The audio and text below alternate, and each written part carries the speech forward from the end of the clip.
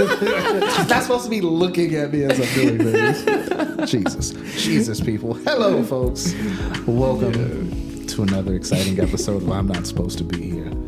I am your host, slightly with the most, Trent Dickson, and I'm sitting across from my co-host, Christian Felix, aka that sounded like my old voicemail, from like elementary school, aka Eclectic Sage in the building, and I'm sitting next to the lovely. Hi, my name is Steven. I'm not supposed to be here. Steven, you're always supposed to be here. Yeah, that's so funny. Yeah. And to my left is a newcomer to the podcast. Yes, and my name is Derek, and I was not expecting to be here either. But, it is what it is, right? There's gonna be like a running joke eventually that like all the guests are just like warped or whatever. Like we just kidnap all the guests and throw them from the mic because like everybody's just like, I'm not supposed to be here for real. Like they feel so unqualified. They're just like, nah. I mean, hey, that's the name of the podcast. So we gotta give it some life. Gotta reinforce it. It's fun. We're here. How's everybody doing today? I'm chilling. How's your week been, everybody? Not bad. You know, it's been a pretty chill week. Happy that the semester's almost done. Almost done. Oh yeah, you're almost at the finish line. Yeah. I forgot you were in school. Yeah. I can't wait to be out. It's like the worst feeling to be out of school and be like, wow, this is what life is, and then being thrown right back into it. Now it's just like that weird feeling that you get when you know an assignment's due, and it's like, man, it's 3 weeks out, and it's just like that random thought that's floating there that you can't get rid of until you finish your homework. Were you the type of person that like wait? Are you the type of person that like waits to the last minute? Or do you actually like do your work on? I try to get ahead, but like over time, like in the start of the semester, I'm ahead. But like somewhere in between the semester, I just do it just on time. Oh no, I would do every single thing at the last minute. Do it 11:59. Ooh, I'm starting at 11:30. Exactly. Were you one of those people who thought that that pressure of doing it last minute made you better? No, I didn't think that. I'm just like chronic procrastinator, and that's just kind of how it worked out. Yeah. Although honestly, the papers weren't bad. There was one that I BS'd hardcore though. Oh, it was bad. Yeah, that's a good skill to have. Honestly, that's most jobs. Yeah. That's what school teaches you. You said you love writing papers? I do. I like my ex, when we moved out here, she started going to school. And when we first started, I was writing all of her papers. I was like, what is it about? Oh my God, let's go. What is it about? Let's do it. Yeah, like I love the idea, hence the podcast. I love like having a subject and thinking about it and processing it and creating a piece of content and based on that, beginning, middle, and end and all that. I love that. Huh. Yeah. Brings up an interesting question, especially with the subject matter of the podcast. Have you ever tried writing? Yes. I mean, I've planned. I've written some short stories. I have books planned, but I just never. It's when it working at the summit. Like as Derek and I were talking about yesterday. You know, you have no time to yourself, especially as I was like being promoted throughout it, and it was Big mood. Yeah, so I was I was writing down ideas, and it's funny though, just like how we were talking the other day about the artist having more time when you're doing sort of those loosey one-off jobs. Mm-hmm. Like I had before I was working at Summit, I was that shit is so funny. I was doing Uber Eats, and I was driving around, and I was thinking of the craziest ideas, and I was writing stuff in my phone. And so I have like books planned. I just have to sit down and start writing again. I'm in much the same boat. I mean, you're right. When we were working at the schedule definitely didn't allow for any type of creativity, just because you never know when you were going to work or whatever. It's a little bit now that we work at our new place. Mm-hmm. I'm not going to make you believe everything. It's okay. No. I will say though, I'm very envious of my wife. She has a desk job that she sits at a computer most of the day. Mm-hmm. Doesn't have to do much, and never has been a writer in her entire life. Over the last month, she's written like half a book. That's wow. Just because, yeah. Like, damn, I'm proud of you, and also kind of hate myself a little. we just gotta like put you all next to each other on the same desk, Yeah, maybe. Start sharing notes. It's weird though, because like even in my free time, this is the struggle that I have with like being a quote unquote writer. Even Don't do in my that. free time, Don't do I that. quote We're not. unquote. No. Stop. You are a writer. I told you what we do and we don't do on this show. You are a Okay, writer. fine, God. But the struggle that I have is like I'll be at work and I'll be like doing our menial little task that we do, and I'm like, oh man, I have this great idea, this scene, blah blah blah, and then I'll be at home with nothing to do, and then the motivation is gone. Yep, I feel that exact same thing. It's ridiculous, man. Like I don't know how to combat that. I really don't. It's a little weird. You have something you were gonna say? Oh no, go ahead, brother. I was gonna say like I face the same thing. Like it depends on what space. I think sometimes working on like a different task. So like I don't know, throwing yourself to like clean something that's already clean. And you're just gonna like be doing stuff and your mind's gonna want to wander. So like boredom usually happens when you're doing like a really mundane task. So like you're at work, you're doing something boring, and so like that's when your mind starts to wander. But then when you're like sitting and you're just like, all right, I'm comfortable. Like there's no stimulus that's like causing you or your mind to wander. So sometimes doing that helps. You hit the nail on the head, straight up. Yeah. I was gonna say also it may be the space as well, because home may be associated with relaxing. So when you get there, you decompress. And you want to get away from work and stimuli. So that may be another. Yeah, no, definitely. Yeah, there's a lot of. That's the thing. Like when you're at work, you're doing something menial. Jesus.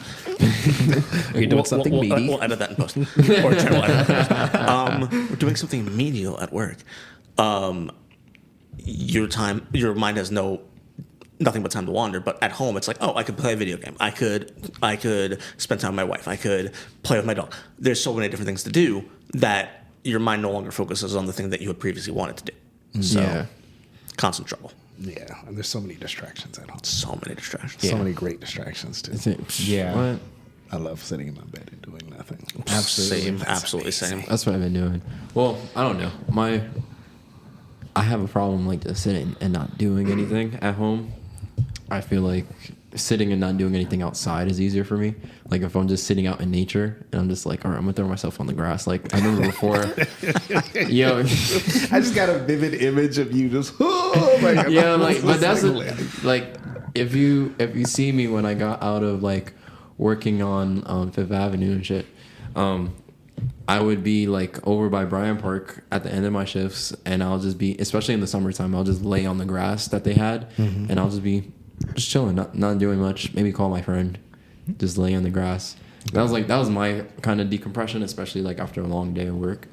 And like I didn't do it writing at that point, but like when I get home, I'm just like, nah, I can't really sit. So I just have to like, my form of entertainment is just like making something, because like I don't really have like all the distractions at my house. So like my TV is like wonky right now, so I don't really even use it. And then my phone runs in and out of service, so I'm like, all right, let me just try to make something from scratch.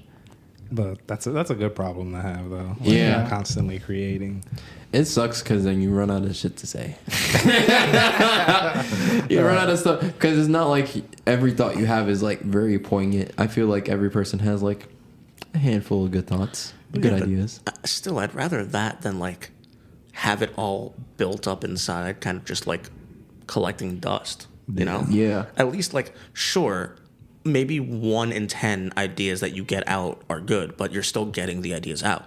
You're still finding that 1 in 10 rather than keeping all 10 inside. Yeah, but I feel like when I was younger, I used to keep it inside, but then it would just like be a little bit of an angstiness type of feeling, and it'll be like weighing on you a bit. So it's just, I feel like it's the progress of going from that angst and like figuring out what like works for you. Kind of like last week, like for a while, I thought I was supposed to be a painter, but like that's not me. I'm an engineer type of situation. So it's more of something of like, all right, this is how I want to structure it. This is how I like themes.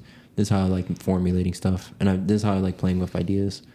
So I don't know. It changes on every person, but mind you, I'm not really always creating. Sometimes I just like interacting. So sometimes I like asking people where they are, and then trying to get new input to be like, I think creativity also blossoms in like creation too. So not only is it that like artists work in like solitary and kind of have like engineers like in a solitary space. I feel like when I was listening to like the last time we were speaking, it felt like a binary, but like I feel like there's also a third option where you're just sitting in a room with like a bunch of people, and it's like you can have like that kind of architecting, or you could do a painter type of session in like a collaborative room. So it may be that too. Like you may need other people in the room. Like what do you call that thing when somebody's sitting with you while you're doing task? Like a workshop? Workshop sort of, but it's like I think it's called body doubling. So body doubling, Amalia put me on. Body doubling is essentially when you're doing a set of tasks and like your attention starts to wander. So you just have somebody there that's not really doing anything. They're just in the room with you. Oh shit! I used to have somebody like that at work. Yeah, like well, not necessarily like that. I used to work at a semiconductor, and we used to do. It was overnight work, so it was 12-hour shifts. Oh my gosh. It was 4 days on, 3 days off. Then you do 3 days on and 4 days off. Yeah, yeah. But like, it was like you needed those. Like the first day off, you would sleep because you needed to reset. Yeah, and, get accustomed to the world again. But I was doing this training video one day, and I was just, and like if you would get in trouble if you fell asleep. And shouts out to Peter Sunwoo, who was he wasn't my supervisor, but he was the supervisor of the what is it, the department that was next to mine. Like he happened to be right next to me. I was at the computer. I started dozing off, and he just put a hand on my shoulder. I was like, yes, yes, answers, and pressing things. But no, it was a really interesting job. Actually, Lucas used to work there as well. Yeah, we were both in Austin. That's funny as hell. Was that the one with like the empty space that was just like a warehouse? No. I think he did that one. Oh, he did that one. I wasn't with him when he worked there. That was where he went after the place that I worked, I believe. I didn't know about that job that you used to do. That's a little bit of a new Trent lore for me. Yeah, you've done everything, man. No, Trent has been. He's been around. Yeah, I've been around. I have been around. Trent lore is like the best lore. I'm not gonna lie. I agree. Have to sit down one day and do a little deep dive. I mean, honestly, a lot of it's been revealed on the show, but there's more to be revealed. Yeah. But speaking of new lore, we have a new person here. Derek, introduce yourself. Yes, I'm Derek, and I formerly worked with Trent and Steven at. Yes. I like that you guys are just not even saying it. Like they're just blanking. I'm sorry, audience. They get no clout here. No clout. And what would you like me to reveal? I mean, you don't have to like reveal anything. So what's your deepest, darkest secret right now on the podcast? Let us know. Yes, normally I don't really share anything I talk to when I talk to people. So for me, this is going to be very new to me. Okay. Because That's fine, generally though. when I talk to people, like my mind goes faster than me actually speaking. That's So then I fine, start though. blanking out. So if I do say something and you don't really get it, you can just say something. Hey, and I'll hey. try to correct it. Hey, I just imagine he's going to be standing still, thinking he's saying stuff like, Derek, you good? Yeah, I'm just overthinking what I'm saying, which makes me unable to say what I actually want to say. no, but this is good practice. I mean, Yeah. I just like it's. I talk about it like in one thing. And it was a freestyle, and it was just like, you get nervous when you see that red button. It's just like, oh man, this is permanent. Yeah, it does change a little bit. Speaking of red button, New York is under attack. Yeah, go, folks. That's been our show. No, the way you jumped out of your chair, it was like the end of the world. No, you good. I appreciate the hustle, but no, I mean, don't feel pressure to feel like you have to like open up or reveal things. It's chill. Just be yourself. Yeah, that's it. That's I all we appreciate ask. it. I was Very I was relaxed. real nervous my first time on the podcast. I try not to let it show. But, Yeah, you feel more comfortable this time. Like I can tell. It's just like, oh, it's not that bad. It's like, oh, this is what it is. now I kind of sort of know what to expect. Exactly. Yeah. It's honestly, at its base, it's just talking with some friends. That's all That's it it. is. Exactly, and everyone here is cool, so it's just me warming up. Yeah, that's fine. That's fine. By the end of it, you'll be like, hey, when's next time? It took me a whole season to get warmed up. Yeah, and even I was thinking about it then because we took like a big hiatus, and I was like, we just recently started recording again, and so I was like, dang, I have to get used to recording again.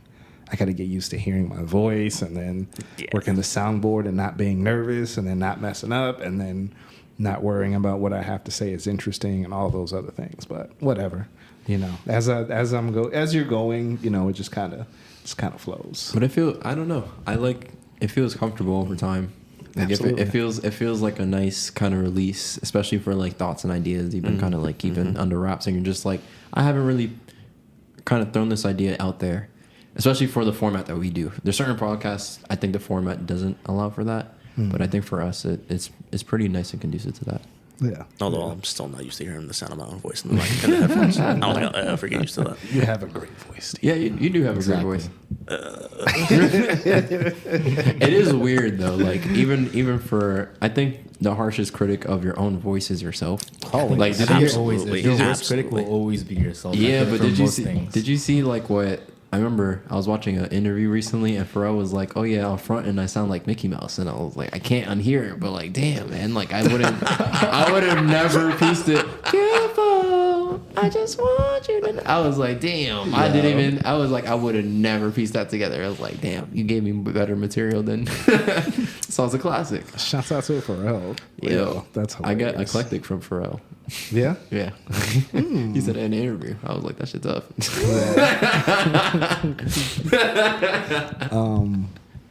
Yeah. So while we're here, let's get into the subject today. So we're talking about reading again. We're continuing our conversation from last week. And we're just going to go into subjects we didn't touch on about reading. Beautiful episode. And ironic that this is kind of a sequel to that because I just finished reading a book that happened to be a sequel. Ooh. And it was really good. You know that feeling you get when you finish a book and you're like, damn, I don't want to leave this world and these characters. I just want to live in it just for a little longer. Exactly. That's how I felt for Crazy Rich Asians. Oh, God. You read the book? I read the trilogy. I heard the book was amazing.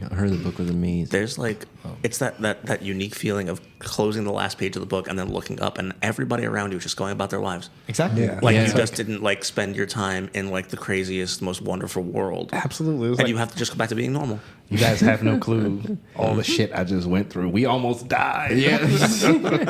I love that feeling. That feeling is the best feeling you'll probably ever have. It means you really enjoyed it. Absolutely. Which is an awesome point because it's one of the things I was going to bring up. But before I bring that up, about the Crazy Rich Asians, I came to a kind of a dilemma. Ooh. What to read next, always. So I have this rule with myself because I just recently started reading, and it's amazing. I love it. It's like when you haven't seen an old friend in a while, and it's so good. You know, like a best friend, and it's like, yo, why don't we do this all the time? Yeah. So I made this rule with myself. I have to do fiction and then nonfiction. Whoa. So I already had my next book set up, and I was having trouble getting into it. It was it's called Wretched of the Earth by Frantz Fanon, I believe. And it's about racism and colonialism and post-colonialism, all those fun subjects, you know. That's all my feed. That's sad to say it, but that's all I look at all the time. That's hilarious. But no, so I wasn't getting into it. So I decided to do that thing, and we were talking about this yesterday. I decided to do that thing you told me. Yeah. I downloaded the audiobook because like maybe if I listen and read at the same time. Ooh, how was that? So the book is translated from French. So the audiobook is different. Oh. So I can't follow along while reading it. So I just decided that I'm just going to listen to the audiobook and I'm just going to set that book aside. So I ended up buying another book, which was fiction. It was by a black author again, and I'm not feeling it again. I'm not feeling it's a fiction book? It's fiction. Okay. I did go fiction. It's I don't know, like the way people are talking, it's got this sort of slave talk which I've kind of given up on a long time ago. Yeah. Like I don't like things. I don't know if you guys have ever I know what you mean. had this conversation with your black friends about time travel. You know. Oh yeah. So I there's hate only that so concept. far back we can go in time Yeah. before you know it gets a little complicated. And I also have a story about that, but so yeah, that's what it's making me. It's making me not into this book, but I'm gonna stick with it. But no, so that's I guess my first question to you guys. At what point do you give up on a book if you're not feeling it? Do you wait like, hey, I'm gonna go 25 pages in? Because I don't know. I used to have this rule in high school: no matter what, I thug it out and I finish the book. Now I'm like, my time. I don't have as much time, so I have to be feeling it. But this one, I'm gonna thug it out, and hopefully it gets good. But what about you guys? Have you ever? Do y'all stick with it? What's up? There was this book series that my friend gave to me, and I just did not like the writing at all. I will not shout out the author because I think the author is important. El Trasho? Oh, I'm sorry. No. He's important. They're important. No. They're important, and like who knows? Maybe like they'll have something in the future that I like. But this one was Darn just it, a now no. I'm kind of curious as to who it was and what it was. I'll find the name, but I did not like the way that it was written. It was too.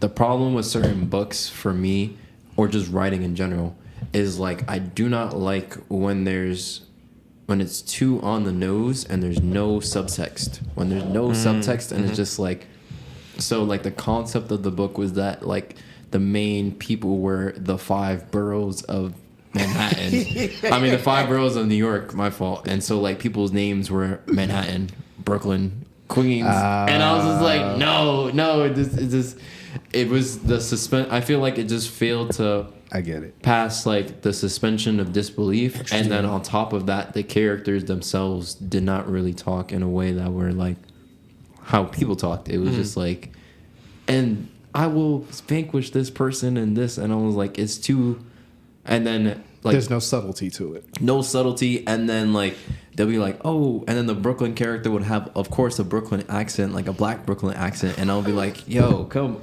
like it was just so like, I don't know, it was just so bad, and I really got to like the like core waypoint, and I really gave it up. Like I was trying to thug it out, but that was one of the few book examples that I was just like, I can't. I tried the audiobook method.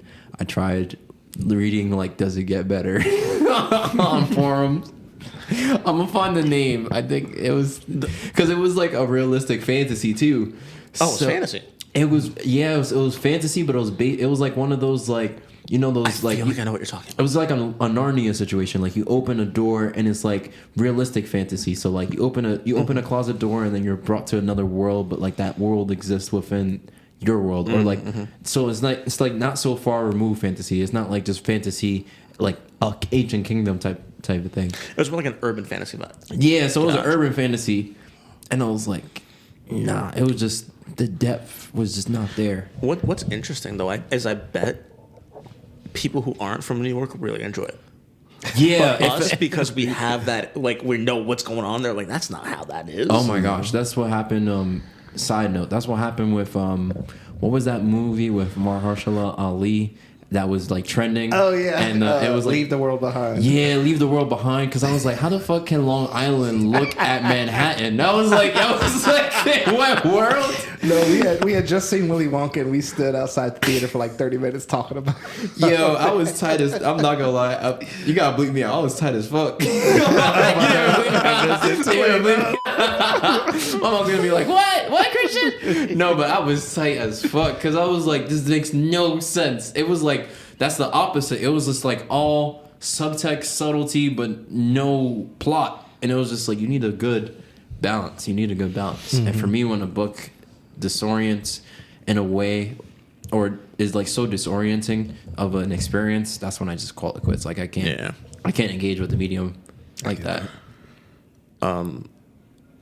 For me, I used to be a lot like you, Trent, where like I would try to thug it out because like I'm a book purist. I love books more, like pretty much more than anything, and any other physical thing.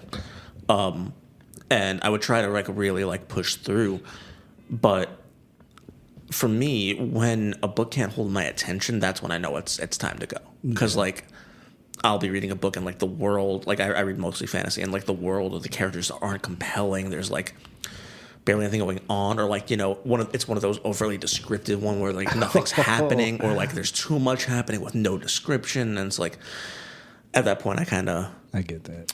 I think the mark for me is like if I'm traveling and I go a week of travel without reaching for the book in my bag, it probably don't belong on there anymore. That's a It good probably don't metric. belong on there That's a anymore. good metric. Yo, has there ever been an experience where you started something and you hated it, but you started to like it? Because I used to read a lot of Jonathan Kellerman. We were talking about this yesterday. And he's a psychologist. And he writes these fictional books about this guy named Alex Delaware, who happens to be a psychologist. And his best friend is a police detective. Do I need to say police and detective? I guess I could just say detective, right? Yeah. That's a little redundant. Anyway, whatever. I'm police detective. I'm sticking with it. Standing on it. Yeah, and so like he had such descriptive pages. I was like, oh my God, with the description. And then by the end of the book, I was like, oh my God, description, give me more. Like, so that was one instance of where something I wasn't feeling at first. And I ended up reading a lot of his books, where I actually was into it. Yeah. But what about you, Derek? For me, funny thing is I didn't start reading until like a year ago. Oh, Like wow. prior Okay. to, New reader alert. Yeah, prior That's to the fire, year though. before, I've literally never read a single book, or if I did, it was very like half-assed in a Yeah. sense, because like for school you need to read books, right? I never read a single one of those books. All I did was use Spark Notes, or I would just like find summaries and find some way to write about it to Yeah. make it seem like I read it. So then I decided, like, you know, I always hated books. I was like, oh, books are for nerds. I'm like, why would I ever read this? And here I am, like, I enjoy books, which I never Welcome to understood. the nerd club. Yeah, like growing up, none of my like people that I hung out with, like my cousins or anyone like around my age, actually read books. So then for me, it was kind of like, why am I even reading books? I can just watch a movie or just read a summary. And then I decided one day to read a book. I forgot what was the reason why, but the first book I ever read was "I'm Glad My Mom Died" by Jeanette McCurdy. Yeah. Yeah, I read it. I was reading. I was like, whoa, this is pretty interesting. I love reading of people's like past and what types of traumas they went through. Because for me, it's like, how can I relate to that? And how can I understand how other people are feeling? Because like behind the scenes, I always liked Jeanette McCurdy's character in iCarly. She was Sam, the blonde hair girl, and I was like, oh, this is a badass character, so cool. Meanwhile, I'm reading this book, I'm like, oh, this is what she's been going through behind the scenes. And I'm just like, whoa, it gives me a whole different perspective. And like reading it, I was like, damn, like this is really like something that changes my perspective on things. Because beforehand, like I would see something like, oh, it's just black and white. Like now I'm looking at them like, okay, so actors and actresses, they go through other things besides what we see on screen. So then, like as I was reading it, I finished it like really quick. I was locked in. Like for me, attention span was really the hardest thing for me. Yeah. I was like, how am I supposed to read this? I don't read at home. So I tried reading on the train, right? Like I was even able, it was so good to me to the point where I was even able to read it while listening to music with lyrics in it. That's so I was like, damn, this book is really good. So yeah, I finished that book, and after that I wanted to read more books, more so like realistic type of books, so I can kind of relate more and kind of understand the world around me. Yeah. So then I tried finding books about like Asians, like because growing up as an Asian American, right, I feel like I had no culture because like, shouts out to Asian Americans. exactly, right? So I feel like I didn't really know like what my place was in the world. So I just wanted to read more books, and I just Googled some random Asian books, and then I bought one. And one that I bought was called Minor Feelings. That book was awful. When I was reading it, That's just subverted my expectation. had really good reviews, right? I was reading, I'm like, why is it written this way? It takes place in New York, written from a point of view from like a Korean woman, but the way she was writing it sounded like so weird. It just didn't sit with me. And then like 40 pages in, I was like, yeah, I'm not reading this anymore. Oh, wow. And I just bought a completely different book. So then, yeah, ever since then, I just started to read more books that could be more relatable to me. Kind of like books dealing with like love or psychological type of books. Yeah. Because I love reading about other people's point of views and understanding how the world works. That's fire. That's dope. Yeah. So nonfiction Asian books are your jam? Yeah, that's Okay. typically what I tend to read. Like I tried reading fiction, like Coraline. I tried reading it, even though it's a really short book. I kind of lost interest in it because I'm I like, understand. this doesn't fit with me because I feel like I like to create my own type of fiction rather than just read other people's fiction. Yeah. So Shouts out to Neil Gaiman. So that no, but that's fire. really interesting. So have you noticed, other than like your craving for, you know, more reading adventures, have you noticed changes within yourself and how you interact with the world? Yes, like I've learned a lot of new things that I never would have learned had I not started reading. Right, like currently I'm reading about, what's the book called? Like, what's it called? It's called The Power of Fear. And like reading this book, I'm kind of seeing how to deal with fear. Right, I feel like fear is like a big thing that controls how we interact with our world. Right, like we don't do things because we fear what might happen. Right, or we fear we might get fired, or we fear out a job, or we might fear death. Like if we could master fear, I feel like we can pretty much do anything as like humans, right? So then this is what I've learned, and over time, I'm just trying to master my own fears and questioning myself, like, why am I fearing this? Like, what am I losing from this? I have more to gain mastering than I do losing. So it's just a whole bunch of things that I've learned, and it's just every single time I learn something new, I always write it down. So something I started doing this year too, right? Like whenever I have a thought, something cool and interesting, I go on my phone and I literally create a list that says things that are interesting. And I literally just put a list. I write something down. I'm like, okay, cool. So it's a little fact that I'll always remember. And like currently I have like over 1,000 things written down within a year. Wow. Just because it's enjoyable. Would you mind at some point if we took a look at that list and read off Yes of it? and no. Some of it is a little too personal. Okay, but no, like, all right, let's say less. No, say like, less. Say less. yeah, like some simple stuff is like, oh, there's black squirrels. Like something like that's pretty cool, right? It's interesting because like we see brown squirrels all the time. And sometimes we see black squirrels. At my college campus, we had a mythical albino squirrel. I actually got the honor of seeing the albino squirrel. That's crazy. Yeah, so it does A exist. miracle of genetics. Yeah, Right there. for the people of University of North Texas, that albino squirrel. I mean, it might be dead now, but Probably. you know, Yeah. it existed at one point. Exactly. What were you about to say? I'm sorry. Oh no, I was gonna say that's a miracle of genetics and science. So I did. I had a question that came to mind. Well, not the albino squirrel part, but before that. So, have y'all ever read a book that was so highly recommended and like, you know, everybody loved it, and you go to read it and you're so excited, and you just can't get into it? It's just like something about it, or you don't understand the hype or whatever. Has that ever happened to y'all? Sort of. Have you ever read some of Murakami stuff? Harai Murakami. He is, I forgot where he's from, but he's a highly acclaimed author. And it's just the way that he writes certain subjects, I think also is because it's not his prime language, which I understand, because that can be a thing too in terms of like the translation. But also, I think just the way that he writes certain woman characters, which has been a critique that a lot of people have said, it just wasn't really resonating with me, especially in the book. And then just the mindset of certain characters was just not jiving with me. Mind you, this was like one specific book that I read. It wasn't like 1984 or whatever book that was, but it was a some other book. It was like an elevator repairsman in the first couple chapters. I never really got that far. But yeah, and then you pulled up the book I was talking about before, the MK and Jemison. Yeah, that one was highly recommended, and that was like I've had my eye on that book for so long, and now I'm kind of reluctant. I'm not gonna lie.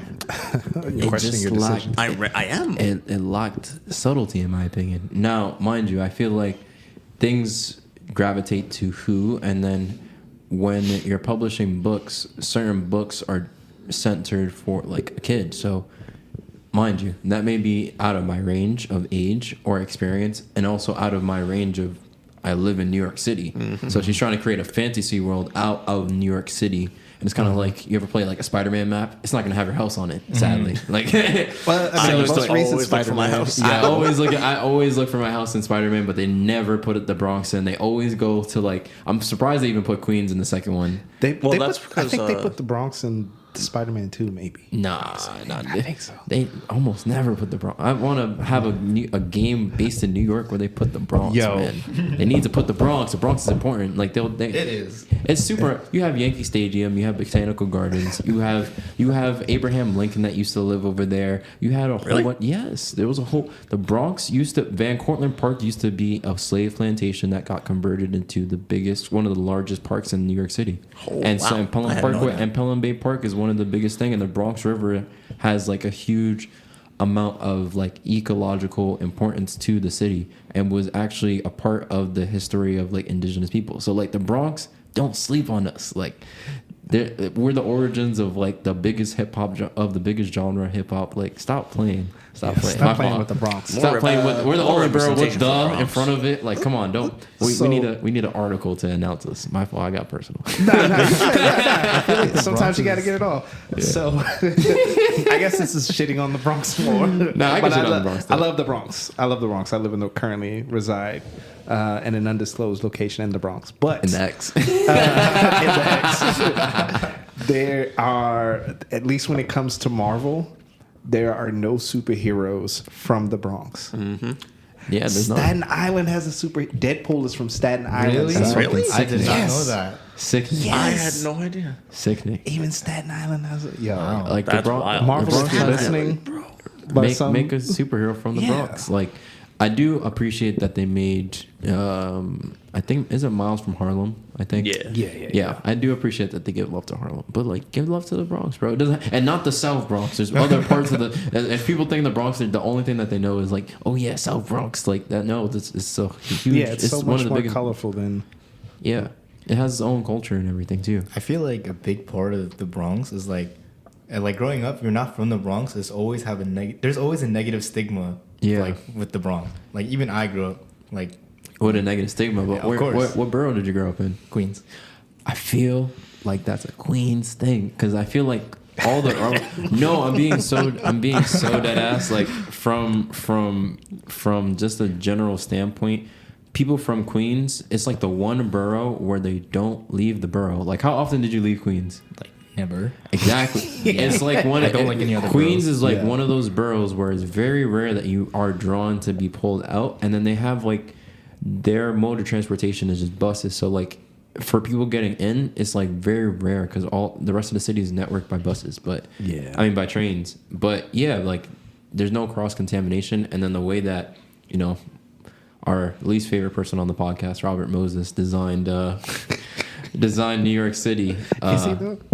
I don't know. I Eric hate Adams Robert might be. Moses. But anyway, it's not worth talking about. My bad. Go Yeah. ahead. Continue. I'm going on a crazy tangent. We love tangents. We love tangents. Yeah, Facts. but there's no connection between the Queens and Brooklyn, like train wise. Yeah. Like So if I you want to feel go to from Manhattan. Brooklyn, 1 hour and 30 minutes just to get there. Or Yeah. take a bus. That's nasty work. Oh yeah. Yeah. Whenever It's I stupid. have to go to Queens, it's horrible. Yeah, it's stupid. Yeah, Doesn't make sense. when we were using our studio and the studio that we used to use in Brooklyn, and I was Yeah. living in Queens, I would just take an Uber. Like, Yeah. I'm not. These buses are so inconsistent. Like I'm not. I'm Yeah. But anyway, back to Yeah. reading. But no. Thank you for that, though. Show the Bronx some love. The Bronx. Even in literature too. It's one of the definitely- last places left that isn't super gentrified. Coming soon though. Yeah, Wouldn't doubt it. they'll find a way in there. They started. But yeah, what I was gonna ask about earlier. Well, for one, back to the idea of like black people as slaves in media, and That's a whole black people in episode. servitude and black trauma in media. I will say, as I've read a lot of horror books in my day, but the one novel to physically make me unease, like as I was reading this book, I was getting so tense. Like it's a great book. It's just really hard to get through. It's called Kin. It's either called Kin or Kindred by Octavia Butler. So essentially, it is a woman from, well, at the time, modern times. I believe it takes place in the 70s. She gets transported back to slave times, and essentially she has this connection with this person where certain events would lead her to getting transported back. and like some of the stuff that happens to her is just like so crazy and so visceral. Like it's a really good story. Not the biggest fan of the ending, but I think it was definitely worth it. They actually made a show of it, but that was like that was probably the last thing I read that was like something that was like based on Black trauma, Black servitude. I mean, the reasoning for that, and it's that media. I think we might have talked about this on the show before, but I do believe that kind of history of Black people has a purpose. But I've spent like so much of my life witnessing that and consuming that I feel like I'm kind of done with it. Yeah. You know, I'm ready for the Black Panthers and all these other, you know what I'm saying? I'm ready to see Black people in a different light, which is, you know, we're getting that media now. But anyway, I was going to ask about adaptations. Like, do y'all feel like there are a lot of successful book adaptations? Do you have a favorite? No? I see Steven shaking his I have head. opinions on this. Ooh. Yes. Spill. So, because, I mean, not even just because, I've said this before, like my main genre that I geared towards is fantasy and some sci-fi here and there. Yeah. And every time there's a new movie or book or show or whatever that's gonna come out based on a fantasy series that I love, I get excited for all of 2 seconds. Yeah. And then I remember all the horrible adaptations that have been made because for some reason, and I understand the reason, it's that it's very difficult to translate the actions and ideas of the written word into the actions and ideas of actions on the screen. Mm-hmm. Yeah.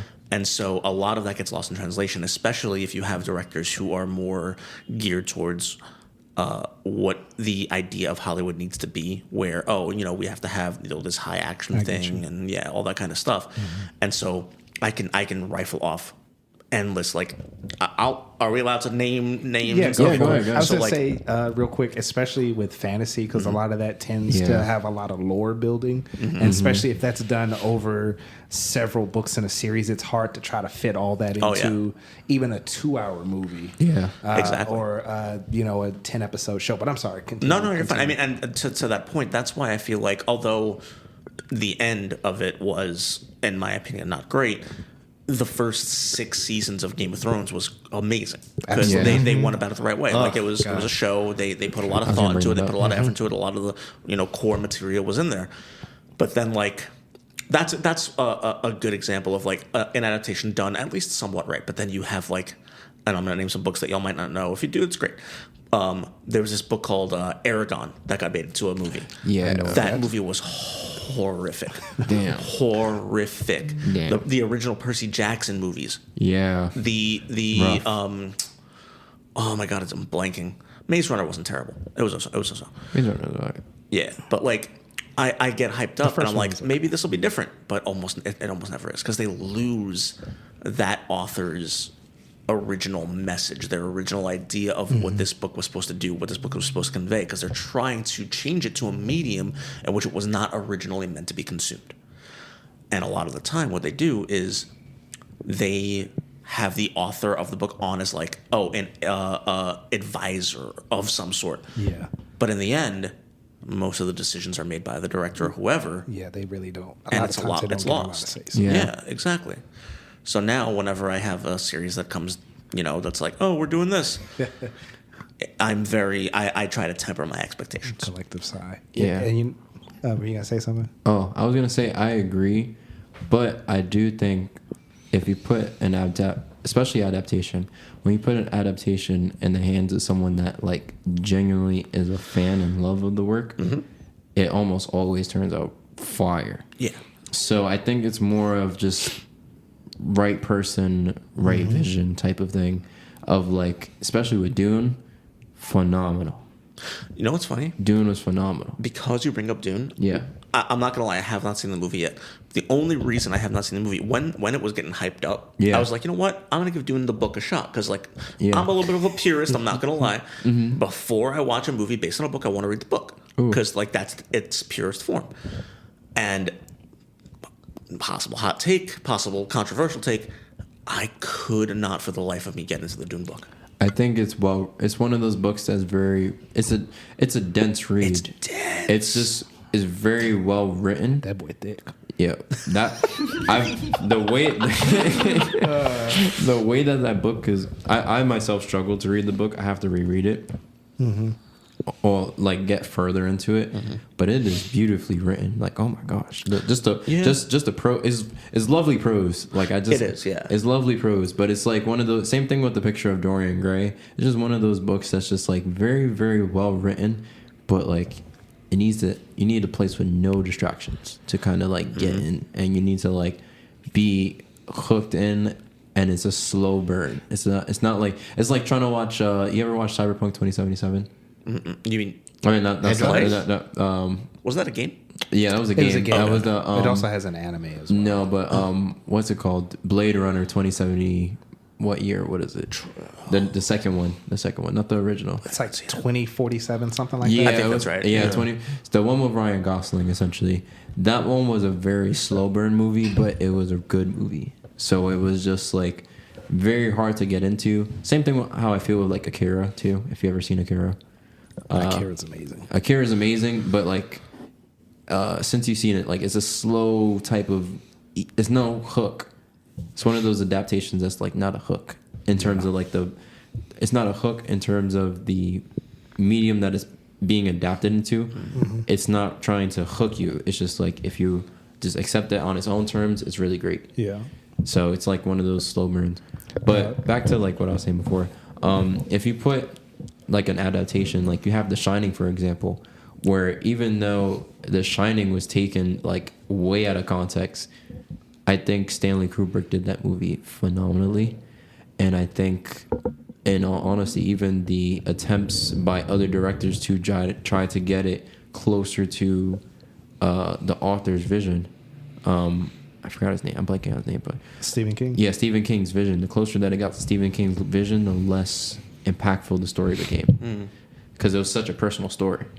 So it's a mix of extrapolating and then a mix of like right hands, right director. But I 100% agree. A lot of them are pretty bad. But I think The Wild Robot was another phenomenal. Like The Wild Robot was a new DreamWorks movie that came. That was a book adaptation. Freaking amazing. And that was a book series really too. Recently? Yeah, released recently. So it's still in theaters. Still in wow, theaters. that recently. Yeah. Okay. Yeah. I watched it twice and I cried both times. Yeah. Oh, Beautiful. okay. Beautiful movie. So I think I'm behind. It's a weird thing with adaptation specifically, because like you said, it's like a Game of Thrones thing, and the part where they messed up was when there was no book. That's honestly, now that you say it, yeah, you're correct. So depends. So not to get too deep into it, but George R.R. Martin has a blueprint for the books. Like he knows how it ends. So the showrunners, they kind of took that and they tried to apply it. But the situation about that is, at the time, they also were about to start doing Star Wars, Star Wars show as well. Yeah. So I feel like they kind of stopped paying attention to Game of Thrones because they shortened the season, which they should not have done. Yep. They should have just gave it to somebody else who loved it and let them work on it. But they shortened the season, kind of rushed that last season and kind of rushed it. But anyway, back to books. It's funny that you bring up The Shining, because I have this rule that I set for myself when I was younger, and then when I finished reading Dr. Sleep, which was the sequel to The Shining. Yeah. I had already seen the movie. This is one of the times where I saw the movie before I read the book. Yeah. But I did read The Shining and then watch the movie way back when. I developed this rule: don't watch the movie immediately after reading the book, because I'm going to judge it based on that. And it was like, oh, because you can't fit all the details. But I'm like, they left out this and they left out that. So it was really interesting. And of course, after I finished reading the book, I did a double feature of The Shining and Dr. Sleep. That's funny. Because I like to follow my own rules. It's a beautiful book. Yes. No. So it's interesting that you said that, because, Stephen King, he historically hated The Shining, but after Dr. Sleep was made, and then some of the changes that were actually made to the movie were kind of to repair and give it a stronger connection to the movie. So the Dr. Sleep kind of had a connection to the book and the movie, and actually made Stephen King like Stanley Kubrick's movie even more. I think Stanley which is really Kubrick's dope. his version of it was so hypnotizing, and he added that signature hypnotizing nature to it. And for people that don't watch Stanley Kubrick, I have a theory that like all of his movies are just very like dream-like they feel like dreams. Absolutely. And he's very inspired by that. But I think for what was I going to say? For those type of like adaptations and stuff, I think it's important to watch an adaptation of a movie and then read the book, because it's just a better way for me personally. Like for instance, like if you watch the whole Harry Potter series and then you go and then there's even a wealth of more lore. I get that. The world not only expands, it just resonates more, because now you can picture those characters and it's like, wow, those characters didn't do that in the book, in the movie, but now they like even more expanded. So like the lore of the book and everything is just expanded even more. So that's what I started doing, especially when I kind of came to that conclusion when I watched Divergent, because it was a similar issue. Divergent movie. The movies they did it so bad. But had I just watched the movies first and then read the masterpiece that was the book, I would have been happy. So I was just like, That's interesting. No, go ahead, Trent. I was gonna say I would that's go on a tangent. Sorry. Okay. Incoming tangent. Clear the table. So Steven has nothing to throw. No, I was gonna say that's an interesting perspective. Having the book to expand upon the movie as opposed to having the movie expand upon the book. I like that. But I would say Doctor Sleep is one of the more successful ones. After when I was reading the book, I was like, "Oh shit, they didn't put this in there." And then the movie got a little more grimy than the book because some characters die, and I was like, "Oh shit, I forgot this person died in the movie, but he didn't die in the book." So I would say I would actually recommend it. I think that Mike Flanagan is the director. That he actually did the book justice, and even in the short run time. I mean, of course, the book is going to be more detailed. But, but yeah, I'm sorry, Steven. It's just funny that you bring up Divergent, because like I completely agree. Should I get the bleep button ready? Are you gonna? Yeah, literally, I would. I definitely would, because nah, it's not gonna be like that. It's okay. Yeah. Felt so burdened, so hurt. I was about to get a 4 tattoo. I was about to be dauntless. No, actually, I took the test. I think it was either erudite or abnegation. Definitely not dauntless. Yeah. No, I'm a bitch. Sorry, I should throw the bleep. Anyway. No, that's fine. So it's funny you bring that up, because like, and this it's a very side thing to the tangent, and this isn't to say like, oh, I'm some type of macho guy, but like it takes a lot for me to cry, a lot. Whether that be because of some undiagnosed trauma. I mean, another podcast that'll happen. Another podcast. Tune in. But it takes a lot, and there are only 3 books that I've ever read in my life that have brought a tear to my eye, and one of them was the final book of the Divergent trilogy. Yes, especially with that ending. Very that beautiful. ending, it was shocking, and it also like.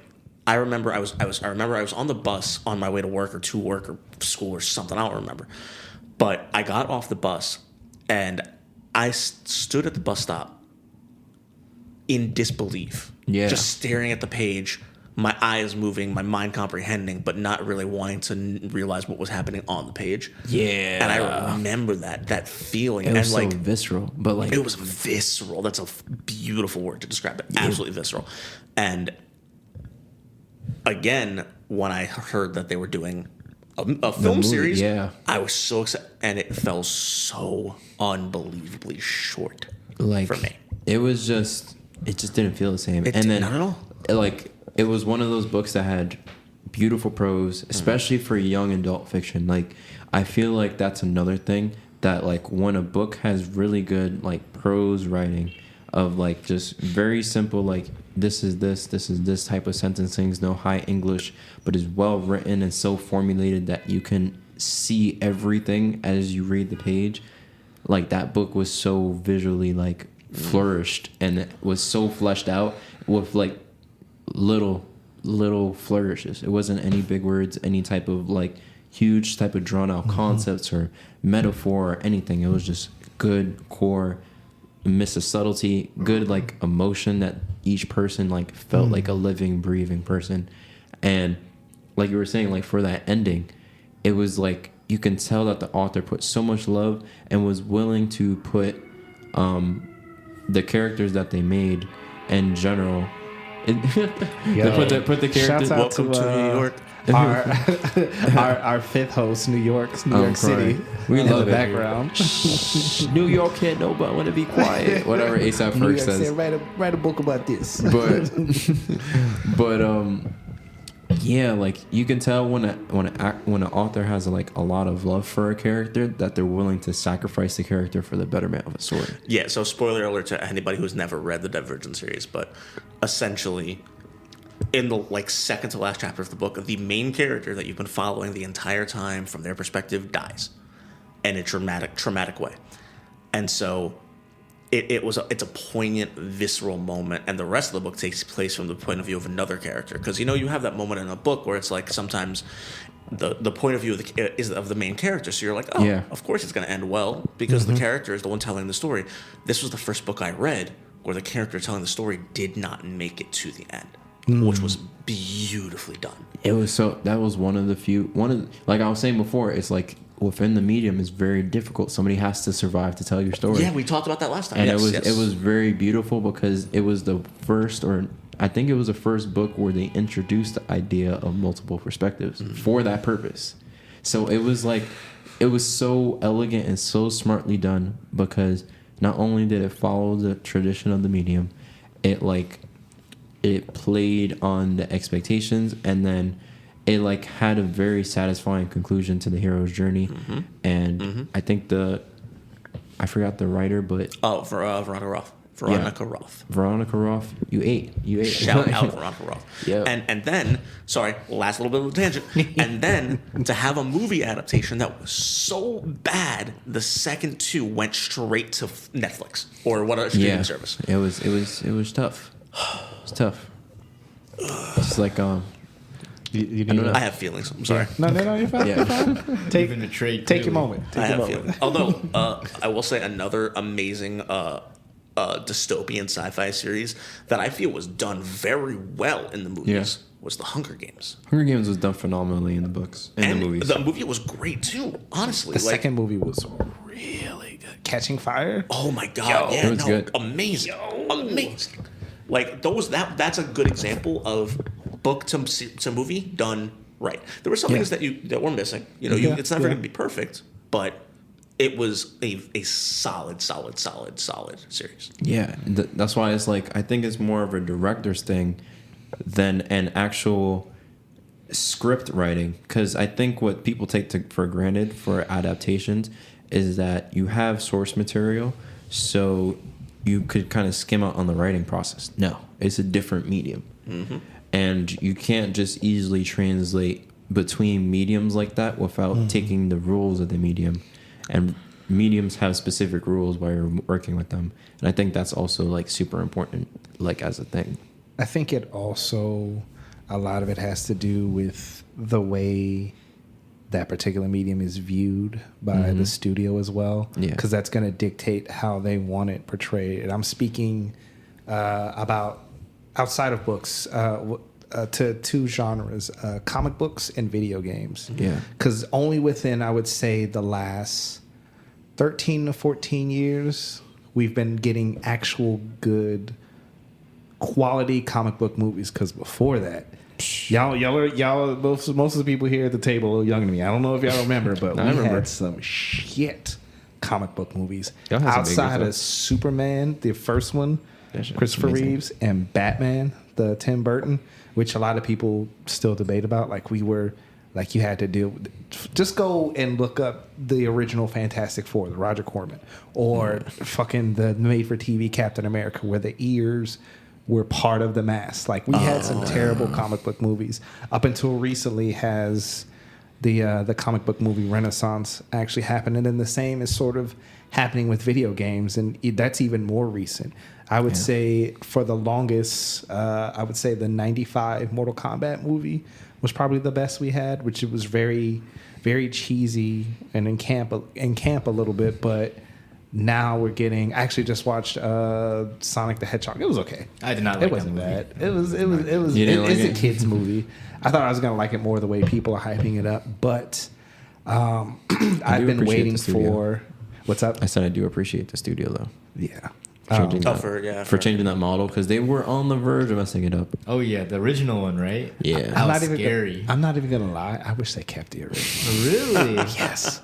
Just that, I don't know. I just kind of. I honestly I kind of felt like it was just sort of. I kind of felt like that was a marketing thing. I feel like they it did could've it been, to right? drum up, roar and because that got people talking about it. It's like, oh wait, because that's a lot of money. Because the movie was done at that point. That's a lot of money to go back through and Change the whole thing. reanimate. Yeah. Yeah. So I mean, I could be wrong. Conspiracies. But I kind of wanted to keep it that, I don't know, maybe I'm just being evil. But no, up until recently, I mean, like, the Arcane series, which they just started. I for a just second. watched the first 3 episodes. The So good. recent episodes. Oh my god! I watched that work today. I literally clocked in and I downloaded the episodes and I watched all of them straight through. The next 3 that just came out. Yes, I haven't seen them yet. I'm gonna watch them when I get home. But yes, I've heard such good things. please watch it, Steven. And that's the I one have that's to based watch on League of Legends, right? it. Yes, Yeah. yeah, Okay. Legends. You don't So- even need to play the game to. Really Okay, cool. Because understand. I've never played League in my life. Well, once. But playing League though, it's cool. It enhances your experience because oh wow, that's gonna be a skin. You're like that's gonna be a skin. But I mean, before that, we had, I would say, the first Resident Evil was semi decent, and then if First you've Resident seen- Evil movie? yes, Yeah. excuse Okay. me. Then if you watch the ones after, whoa, it's like yo. No, I've seen them. The most you're gonna get is they kind of look like characters from the game, and then that's it. And they have zombies. The rest of that shit, L trash. Oh, but now we have, like I said, Arcane. We have The Last of Us, which is phenomenal. That's So amazing. up until recently, Walking Dead. I would say that studios, The Walking Dead, it's based on comic book, That which one I was read beautiful. first. I would say, I don't know. The Walking Dead goes in and out of quality for me. Is that still showing? No. No, it ended, but they it have ended, like but they have different spin-offs. spin-offs now. There's like 3 or 4 different spin-off Yeah, shows there's a few. that it might have ended. But I would say that we're in a time where I think the people running it realize that people actually love these properties, and they're not just something. They're not just toys. They're not just marketing. These are the things we grew up with. These are the things that help shape us. And then I think now they're kind of starting to realize that. And we're also getting people who grew up with this now becoming directors and producers and things. And so now they could actually, they have now that people like us have our foot in the door, we can craft these visions with love. What were you about to say? I was gonna say I think the kind of democratization of just like the film industry of like who gets to have their hands on like properties that they love, like even in like remakes or readaptations, like a lot of the fans or people that are like huge like lovers of the medium. I think One Piece was one of them. Yeah, like people that were fans were just like in the hands of and had it in their power to make it as best quality at the best quality that they were able to do so. Yeah, my fault. I stuttered like crazy. No, but- No, you're fine. You're fine. That would be me. No, I will say I've never had the desire to watch One Piece in my life because it's a long undertaking. But I saw some of the clips from the Netflix show. I'm like, I might give that a shot. Yeah, I heard it was pretty Actually, decent. that's pretty good. Very good. The manga, amazing. Oh man. I love manga We too. were talking about that yesterday in the comic Yes. book store. I've decided that I'm not going to watch it. Like, Yeah, it's, you don't need to watch it. but I will read the manga. But no, moving forward, I'm going to throw some numbers at you guys. All right. Oh, okay. Interesting. So, I'm bad at math. nah, that's fine. We have Derek here because I think everybody else here. No, and that's not because he's Asian. He's actually he's like, no, I'm not racist. I'm serious, guys. Believe it. I'm crying. Not you doing Uzumaki like Naruto shit. Believe it. Oh my god. Ladies and gentlemen, Trent Dickson has been removed from the show and will be gone off. No. But yeah, no. He's actually told me he actually enjoys numbers. Right? I didn't make that shit up. Did I? As long as it's actually numbers and not having like variables, that makes no sense to me. No, fuck that. So, Exactly. according to the National Literacy Institute, 21% of adults in the U.S. are illiterate, And that's as of 2024. 54% of adults have a literacy below 6th grade. And then 20% of that below 5th grade. The state of Massachusetts was rated the highest rate of child literacy. New Mexico was the lowest. And I went to New Mexico recently, and I can see why. But did it have the filter? That was bad. I'm sorry. Shout out to Mexico. Mexico's a nice place. That just kind Not of came Texas out. supremacy. That's crazy. Yeah, New Mexico the Texas rivalry is amazing, and I love the people there. So please let me back in New Mexico. But no, I'm not supposed to be here while feeling that sentiment as soon as we step into New Mexico. As soon as we step foot, I'm not supposed to be here. They'll be like, Trent. Start walloping. but no, there's so there is a definite correlation between poverty and illiteracy. Yeah. Or rather, and even to more degrees, low literacy. About 40% of low literate adults live in poverty, compared to 5% of the highest level of literacy. So we can all agree here that reading in some way, shape, or form enhances your life. Yeah. 100%. Absolutely. You need to read if you want to improve your life. That's what I feel. Absolutely. And it's not saying that you can't be happy if you don't read. So my question to you guys is, why the fuck would someone ban a book? Like, we live in a country where We don't have enough time for this, Trey. oh no, we're gonna make time. We live in a country where books are banned before guns, assault weapons. Which is crazy to me. Like, what about a book feels so dangerous? And I think in some ways a book can be more powerful, but a book has never taken a life. Yeah. So do you guys know what the first recorded instance of someone burning a book? Any guesses? Do not. First instance? Yes, I just happen to have the answer here. I feel like I was it gonna had say, to like- have been some type of religious text. Has to be. I was gonna say in like China when they when they book burned all the medical all the medical information when the English came over, right? Sage, you were fucking close. I remember. So- I was in AP history. I love that shit. It was actually the first emperor of China. His name was Quan Shi Huang. And he orchestrated the first known instance of a government-sanctioned book burning. This was in 213 BC. Wow. He also buried scholars alive. He was wilding in 213. Let's see. What did he, so it was said that he wanted history to begin with him, and he wanted to get rid of subjects that he decided was what did he say was non-useful was the term that they put here, which that included like medicine and agriculture. It's crazy. Do you know the first banned or burned book in North America? I do not. Catcher in the Rye. Was it Mouse? No. Was it Mouse? No, are you talking about the graphic novel? Yeah. No. It Mein was Kampf. No, that shit was No. that shit was, that thing is definitely not banned. Definitely not banned. I would It's hope. probably the opposite. Honestly. It was actually a book called New English Canon, and Whoa. it was written by a guy named Thomas Morton. This was in 1637. That's insane. Essentially, what the book was about, he was critiquing Puritans and the treatment of Native Americans. Oh. But a bunch of a list of books that were banned and or burned. I just remembered what I was going to look up. Anyway, Catcher in the Rye, as Steven mentioned, Harry Potter, The Purse of Being a Wallflower, which was also a good movie. Brave New World, Crank. Brave New World. Wow. Yeah, This Book is Gay, The Color Purple, 1984, The Hate You Give, Rosa, and even The Watchmen.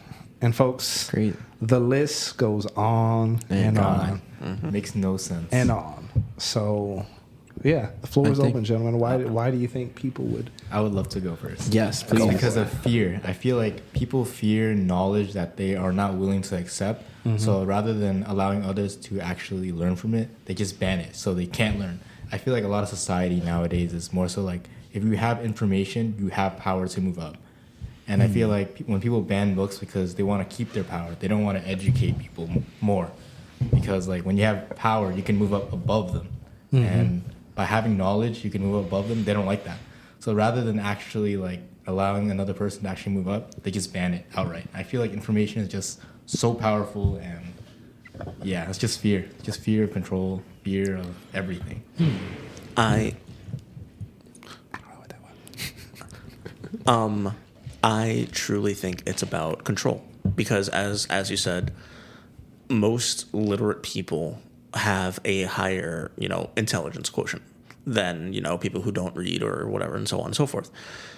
And people who are in power, for people who are in power, it's easier to take advantage of people who don't think as critically.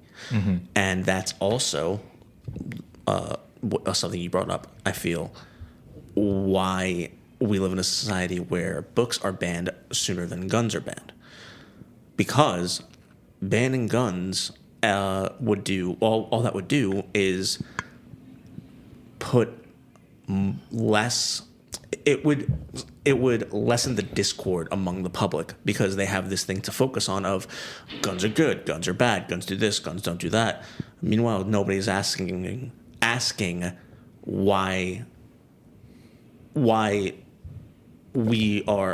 killing each other is more, likely than, the eradication of intelligence. Yeah. I feel like that didn't make sense. No, I know what you No, mean. I understand. Okay. I understood.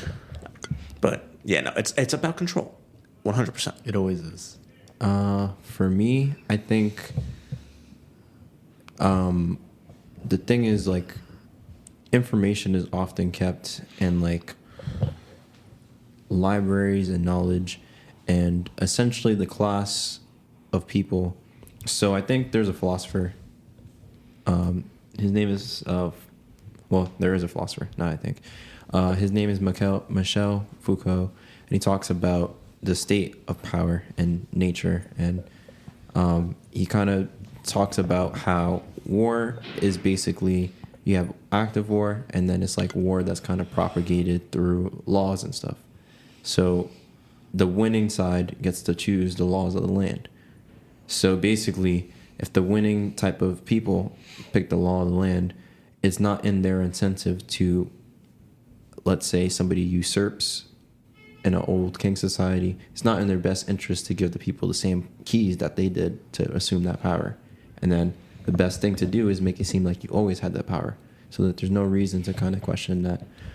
And I feel like when it comes to like banning books or doing things that kind of limit the access to resources, you re-incentivize not only the working people to see themselves as not being capable or worthy, or not even seeing it as something that is a point of discrimination against them. So it's not like people that are not literate are not able to go about their life. It's just it changes their nature and subjectivity, so much so that they themselves don't even realize like I'm missing out on something. It's just like I can't read, but like I've been able to manage without. Like what's the importance? But the power in that is like there's a passivity in that type of person as a result of you kind of taking that type of power and stuff. So when you ban it from institutions, and institutions are trying to make the process of information, disseminating and spreading information and knowledge, and you change the nature of that institution to just collect knowledge and just hold it, or maybe just forget about the knowledge, the people and the way that things are reinforced are never questioned, like you were saying, and it just becomes easier to control and make it so that the things that you are putting forward are never questioned. So I think book banning in general is it's a tough topic because it's not just now, as we saw. Like, it's not just a modern phenomenon. It's been since the beginning of like literature and literary works. It's more so the thought that an idea is very liberating. And I think in the grander scheme of things, that we're kind of like in a weird standstill where it works in everybody's best interest if we like give up the amount of power that we have and assume that everyone's power is more egalitarian and that we should have the resources, should in our most selfish impulses reinforce the idea that the best thing to do for myself is to help others, like altruism. So this most selfish thing that I can do for myself is to help as many people possible. Why? Because there's more incentive for people to help me in the things that I'm lacking and not missing.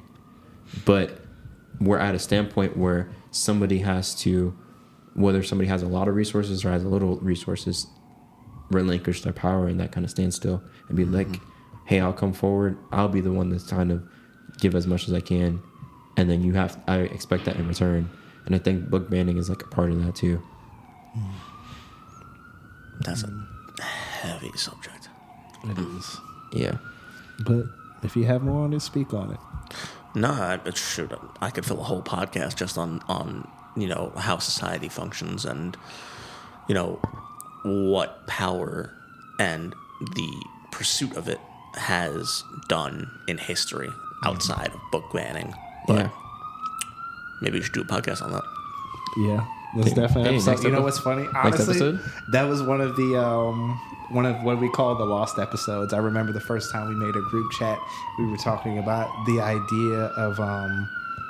Hold on, I'm competing with New York right now for the Shout out New York.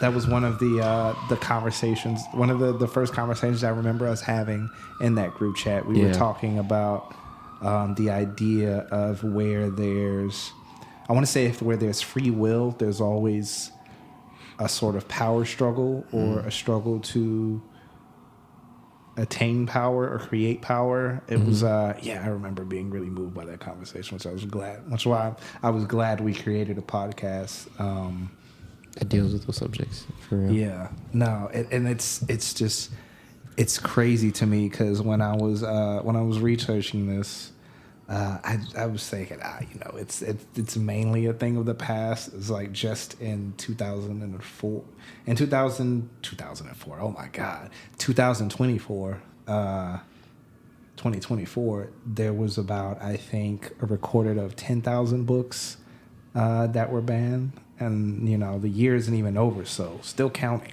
Wait, 10,000 like individual titles? Yeah. Yes. That's ridiculous. Right? Wow. That sounds crazy. Wow. I was like, I thought it was like, we're getting past that. We're being progressive, but no. Are we talking about in the U.S. or around the world? And we're talking about in the U.S. In the U.S. Wow. That is a That's lot of books. So that's not counting what other countries are doing. But I don't think that's really, like you said, what was the first book banned in America? It was that book that mentioned the wrongs or the ills of the Protestant predominant people that were settling and taking over the place. And so if your basis, and it kind of forms as the basis of critical theory, this question, what is the origin of this thing? And how does the origin of this thing kind of have its remnants or its trail towards the present experience that we're dealing with? So you have critical race theory that deals with the ways in which you can be critical about laws and specific law institutions, figure out the primary instance of cases, and then you can kind of pin a trait drawing back to the primary, or like, to use biblical terms, the original sin of like this institution and how that becomes propagated, whether it be how policing was initially started with private policemen that would police property, which at that time was slaves or enslaved people. Slave patrols. Patrols. And so how that type of origin reinforces itself in the present is a key tenet to why things are the way that they are. And it's kind of, you understand some of the ways that certain incentives align for certain changes, but the core function still has that kind of draw to it. So similar with the book banning, the core intention is to silence the difficulties that we deal with in general with the nature of America, and in the question of national kind of pride versus the actual reality of how things ended up being the way that it is.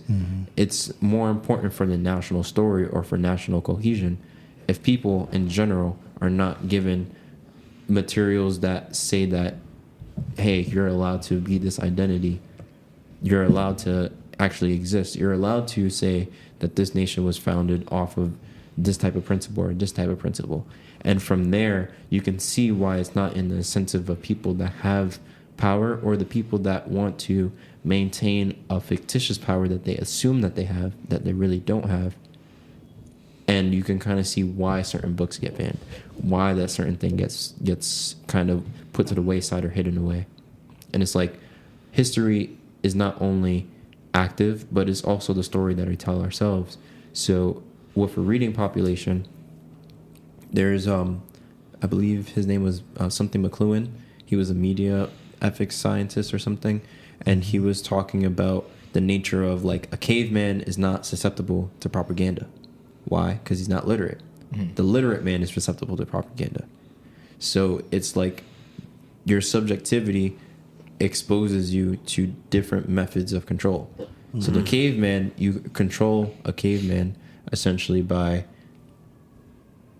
causing a tradition or whatever his environment causes, or some type of tribalism, and then that's how he operates.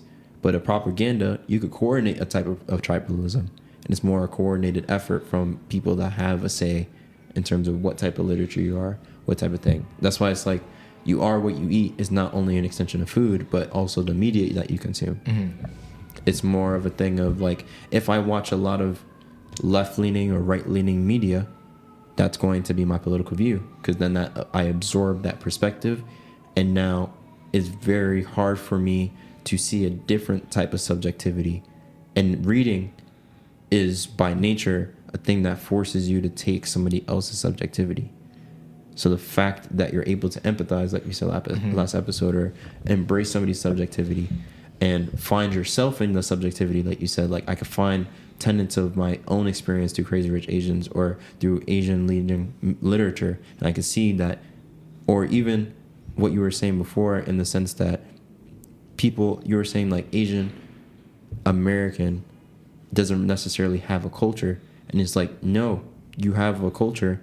It's just a thing of the nature of the hyphenated American is that a person has a flattening, and now you're just a category group, not who you're from, where your family's from, what the dishes that you make. It's just flattening of multiple groups into one national group for the sake of national identity. Damn. You know, Amazing. Damn. fun fact, they used to give out licenses for people to hunt slaves. They called it a nigger hunting license. Wow. Literally, yeah. No, and I guess we've kind of come full circle to talking about, in a way, sort of Slavery black in trauma media, and slavery in media. And that's why I say that those type of things should exist, because Rosa is the story of Rosa Parks, which was a banned book. And it's like, why would you want to ban that story? You know, that's the story of the civil rights. It's well-known history. Like, why are we trying to get away from that? The answer to that is easy. It's because the U.S. is still founded on or run by majoritively older. It's because the U.S. is still majoritively run by older white people who do not want anyone to look into the past that put them where they are. Yeah. I was getting to that, but you sorry. just colonized my point. Yo, that's crazy. gonna shoot myself out. I love you, Steven. It's been great. It's been great. Yo, that timing though. I love you, Nah. Steven. He's like, I got baited. But I think it's important because I think even the myth of whiteness is another aspect that doesn't get mentioned.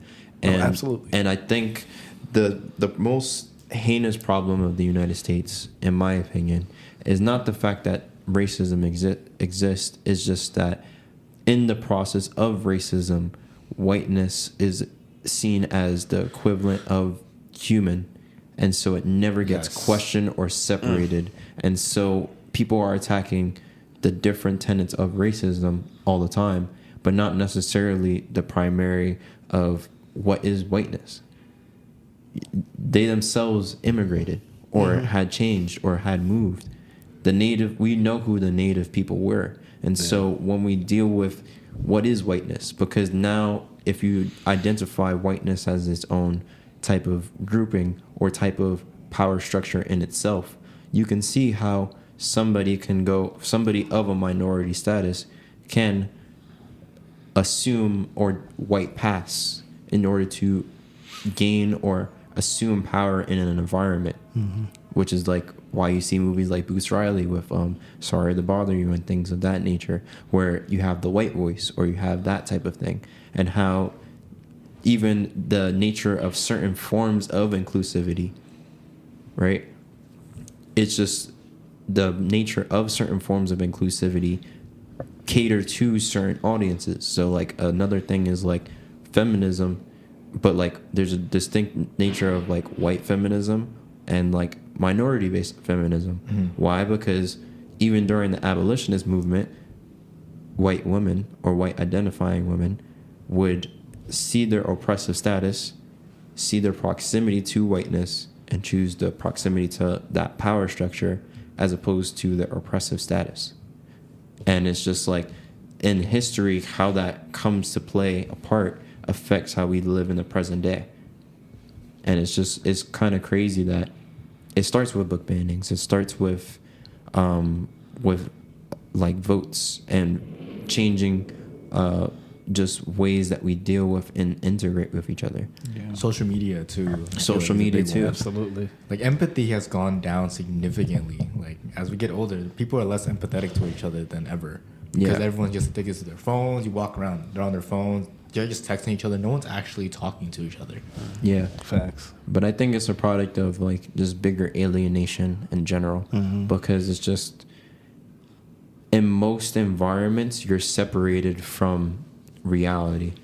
And the fact that in most environments you're separated from reality, like the reality of where we get our food from is just some spatial place in our head. It's kind of like it's like imagine you're opening a book, but that is your meal. Where does your food come from? Do you know the people that make your food? It's little things like that like, do I know where this mic is made? Do I know where this type of stuff is made? That kind of separation from your environment, it's that kind of escapism that we were talking about like in the first episode, but it's the duality of that type of escapism and how sometimes that escapism could accentuate like a blind spot. Like a separation from a source. Yeah. It's kind of like the adaptation, separation from the author's perspective and point of view, so much so that it becomes a piece of crap and quality. But imagine like some of these adaptations make more money than the books do. So from the eyes of the studio, it's just like, we just made something successful for our metrics.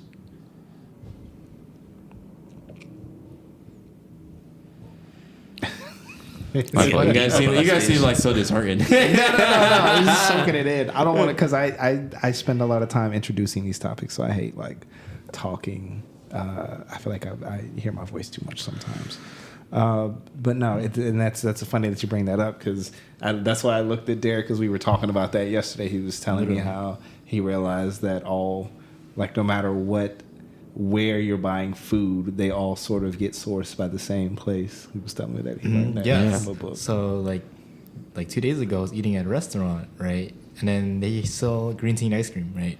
Yeah. So the old green tea ice cream used to be in a perfect circular ball, and then now it's not. So I was like, what happened to the old one? Like, oh, the reason why we don't have it anymore is because it takes up too much shelf space, and that's the only reason why we changed it. I was like, oh, I didn't know that. And then I asked them where they get it from. Oh, we get it from Cisco. And then I find out that Cisco is basically makes like all the food stuff in a lot of restaurants and stuff. Yeah. So they mass produce like stuff like chicken tenders, like those chicken tenders you see in like the stadiums. They're all made by Cisco. Yeah. That's why they all have the same taste, the same flavor, and they all look the same because a lot of it is just made by the same stuff. And we don't really think about this type of stuff. Yeah. Right? And funny enough, the moment the guy told me that, I literally saw a truck that said Cisco going to a restaurant. That's funny. So it's kind of like everything makes sense once you understand where it comes from. And that's kind of like what I've been trying to do too, like how I live my life. Like whenever I go somewhere, I'm like, how did that even get created? Why was this created? And I just think it's just so fascinating to find out where it comes from and why it exists. Like there's a lot of things that exist here that we don't even realize. Like why does it exist? Like there's like poles like in let's say in the subway station, right? It's like it looks like it's out of nowhere, but little do we know the whole reason why it exists is because stuff like ADA, like for blind people, so they hit it so they know where they are. There's just a lot of little things that exist like in the world that we just don't think about, and I think that's just part of what I've been trying to do living my life now, like finding out why things happen or why it exists, which is why I also made the list too. Like stuff like that would go into my list, kind of like, oh, it exists because of that. So that's just kind of how I've been living my life. I'm going on tangents. No, but that's fire. Yeah, they love tangents. Funnily enough, you weren't here for last week, but that was like a big thing that I was pointing out, and this is like you spoke exactly to it. Like once you get on that trend of questioning your environment and then questioning yourself and your perspective and trying to move between the macrocosm of things and the microcosm of things, you start kind of piecing together a more even kind of set of reality that you exist in. And it's just like you become more aware and more empathetic as a result of that, because it's just like you become more aware of the nature of whatever you're doing. Exactly. Yeah. So, like all good books, this podcast must come to an end. Oh man, It has. saddest part. Time goes by so fast. It does. It flies when it's good conversation. But I'm so happy with the way this part 2 closed out. Final thoughts, everybody? Wanted to make an amendment to last week. Last week I had said that maybe the idea of the creator is that he's trying to watch his last his like trying to take the part of the observer, and I kind of sat with that thought, and I think that thought is only because I myself exist as an observer, and I think there's more nuance to that, and I won't touch on it this episode, but I'm gonna sit with that idea. But in terms of just books in general, I think books sometimes get the stigma, or like I associate as a stigma, but it becomes something where books are seen as something for the intellectual, and it's like, no, books are just for everybody, but it doesn't necessarily have to be the medium of choice. It's just any type of medium of art is expansive, is world expansive. And like we took the moment to talk about reading specifically, but I think like music is expansive. It's just the art of noticing. And I think just the art of noticing is the most important thing that a person can develop as they get older. I think my final thought in regards to books to anyone who might be listening to this and be on the fence or, be a longtime reader is that by reading, whether it be fantasy, whether it be fiction or nonfiction, you're gaining back a little bit of your independence, because life and the world will always try to put you into a place that they want you to be in. Mm-hmm. And by exploring the thoughts of others, by expanding your own knowledge, you're becoming less of a cog and more of a movement. And yeah, you just be the movement. Yeah. I like that. I love read the fucking movement. like that. Like, please just read. Like, even if you don't like reading, please read, because like when you read, you gain so many new possibilities I never thought were possible. You read new ideas. You're like, wow, the world is such a different place. Once you have access to the knowledge that you normally did not have before, you can become a better version of yourself every single time you read a book. And I just think that reading helps you gain more control of your life. And if you're ever like feeling lonely as well, like when you read a book and something resonates with you, it helps you like be more human, be more connected to everyone. Because once you read, then everything just starts to make sense. I wish I knew how to word this better. You're doing great. You're doing great. You're doing great. Perfectly fine, sir. But just read. If you think it's for nerds or if it's like too hard for you, just give it a try and please just read. You need to read. To that, I can't express this more than enough. You to have that read. end, I've never found myself more and found more friends in my life than in between the pages of a book. So yeah. Yeah. What I was also going to For say, real quick before I give my final thoughts, do you guys have any suggestions where people should start reading? Do not read self-help books. Oh yeah, no, I would never. That's funny. I think that's that's all I've ever read. I think I would want to do an episode on the myth of self-help books and the way that it propagates a lot of the structures that we try to combat in life. Interesting. So don't start with self-help. Start with something that resonates with you. You know, it's funny though. That's something I was going to mention because we talked about this yesterday. But it's a lot of people say they don't love to read, but it's all about finding something that resonates with you, finding something you like. I think that's the sort of the disconnect. So I don't think it's that people don't like reading. It's just that they haven't found what's for them yet. But yes, Steven, you had a rec. I mean, I'll take any chance in the world that I can to shout out Mr. Brandon Sanderson, the owes greatest you a fantasy check. author of all time. Facts. Oh, he has enough money. Don't worry. We'll get him on the podcast. Yeah. When you speak to him. I'd lose my mind. Met the man once. It was a fever dream.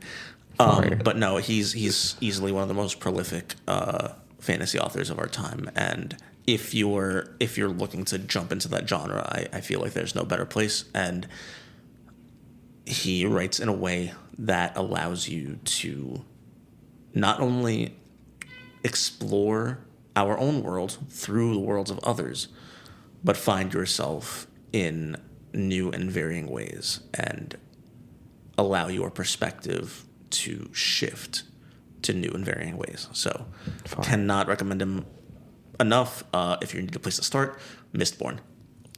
Start there and let yourself fly. Definitely will. Any recommendations? I do not have any recommendations because, well, my recommendation is I actually don't have any recommendations. That's fine. It's okay. That's fine. You just started No, reading. you're It's good. okay. You'll get there. I would recommend for anybody who's trying to be inspired 2 books. The Autobiography of Malcolm X by Alex Haley. Yes. That book set a blaze under me. Like, I was so fired up. I read that shit in high school, and you couldn't tell me that I wasn't fucking coming for the world. Phrasing? I was taking on the world. Damn, no Diddy. But no, really powerful book. Whether you're black or not, I think it's worth a read. The man had an amazing life and an amazing journey. He came from nothing, and he built himself up, not necessarily to material riches, but he was well respected around the world. And you get to see how his perspective changed as he learned more and met more people. And also The Alchemist by, what's his name? Pablo. I gotta read that. Yep. Oh, I forgot his name. Pablo Cohen, I believe. That's something like that. I think Derek's looking it up for you. Yeah. Derek, my man behind the Oh, computer. no, I'm looking for my book that. Okay, I thought Derek was assisting me. But funny. anyway, The Alchemist, read it. It's a short read too. It's like 100 and something pages though, but it is worth it. Definitely, if you're feeling low on motivation or inspiration, The Alchemist will definitely help you. I got Trent with the assist. It's by Paulo Coelho. Okay, yeah, I'm probably butchering that. It's probably better than mine. But yeah, I didn't get. Oh damn! I feel like I didn't give enough love to comic books for these past 2 episodes. But I think we're gonna do a separate comic book episode. I think but, it warrants it. You know, to be continued on that, and then I guess my final thoughts are, you know, go out and read a book, go out and read a banned book, go out and meet someone outside of your regular friend group, go talk to someone who is someone you wouldn't normally interact with. Start a conversation with somebody. I guarantee you it would be hard to dislike or hate someone if you understand their perspective. You know, we're not given a lot of time in this world, but I think we should fill it with, you know, understanding and love, and I don't see enough of that in the world. But yes, read a banned book. There's banned book sections. Go out and read it and figure Photography out books what, underrated too. yeah, absolutely. You know, try to figure out why. I think you should always question why someone wants to keep you from doing something. I don't think there's anything wrong with, especially if it's an authority figure, I don't think there's anything wrong with questioning it. You can question something and still have respect for it. But Quote. with that, I want to start the thank yous off. Wait, Because I'm sorry. I do have one book. I'm sorry to interrupt you. No, Can I? go ahead. So go the ahead. book I do recommend is called What Happened to You by Bruce D. Perry and Oprah Winfrey. Ooh. And it's basically a book that is kind of like an interview type of thing between Oprah Winfrey and Bruce D. Perry. And it's kind of like finding out what happened to a person, and it helps you develop the perspective of understanding people more. So kind of like, instead of saying like, oh, what's wrong with you? Instead ask what happened to you. So then everything makes sense moving forward. And I feel like this book, honestly, after I read it, helped me become more empathetic and understanding of people way more often. So that's the book that I would recommend. Also helps you deal with trauma too. You didn't interrupt me. You accented my point. Exactly. But yes, I'll start off the thank yous. The biggest shout outs, the biggest love, and the biggest thank you. I'm so fucking shocked I didn't mention him throughout these past 2 episodes. To LeVar Burton. For 23 years, Reading Rainbow was on the air, and he encouraged kids to read and stretch their imaginations and be more than what they are. And even after that, he started the LeVar Burton Reads podcast, where he would handpick a short story every episode and read it. And talk about it, and from all different kinds of genres. The podcast has ended, but I highly recommend, even if you're wondering about, you know, what kind of stories you like. You know, he always reads short stories, so it ranges from like 20 minutes to like 45 minutes. It's an easy listen. Listen to that, and maybe that could also help you find the book that's right for you. But Sage, shout outs, thank yous. I'm gonna say thank you to all the authors and all the people that don't do it for the sake of trying to have a bestseller, and do it for the sake of just having information somewhere for somebody to stumble upon. I think it's very important to just have something to reference, and the importance of a reference in any medium is the biggest thing, whether it's life itself or just somebody's thoughts and ideas. And just want to give a big shout out to them. Shout out as always to my wife. And shout out to anyone out there who has a story to tell. And Facts. I'm speaking a lot to myself here too. Mm-hmm. Your voice deserves to be heard, and your perspective deserves to be heard. 100%. And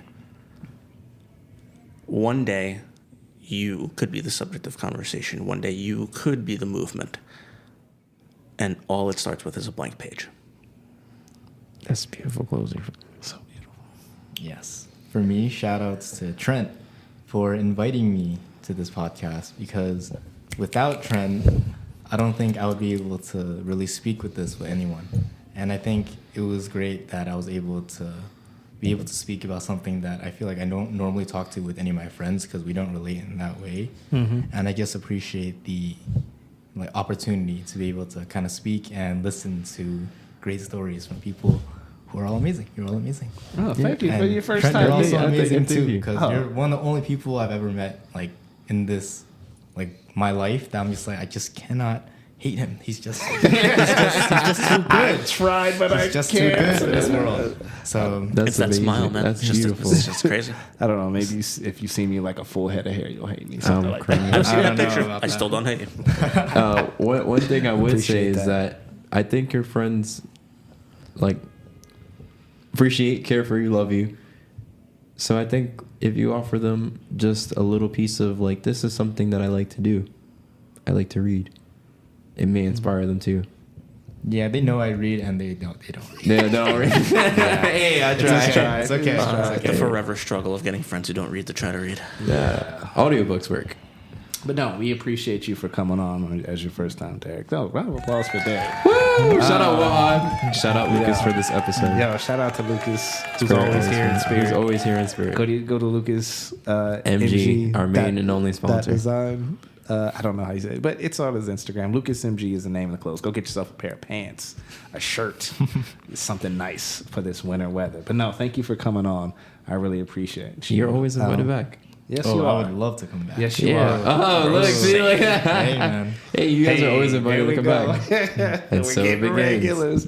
But no, and for anybody out there listening, thank you. You've been a very dynamic, invisible audience.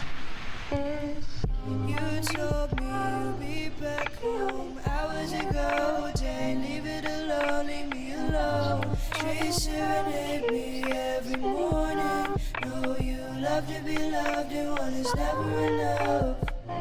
Is it? What are you searching for in someone else?